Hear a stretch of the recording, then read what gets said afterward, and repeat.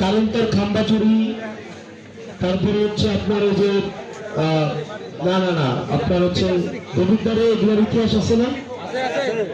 Bank ঋণ খেলাপে এগুলো আছে না? আছে কিনা?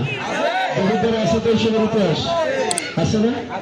তো যারা দেবিদ্বারে ট্রান্সমিটার চুরি করছে একটা সময়ে, মিটার চুরি করছে একটা সময়ে, ট্রান্সমিটার চুরি করছে, যারা ব্যাংকের টাকা চুরি করছে তারা এখন আবার ভোট চুরির প্রস্তুতি নিতেছে না? আমরা কি ভোট চুরি হতে দিব? আমরা কি হতে দিব? আমরা কি ভোট চুরি হতে দিব?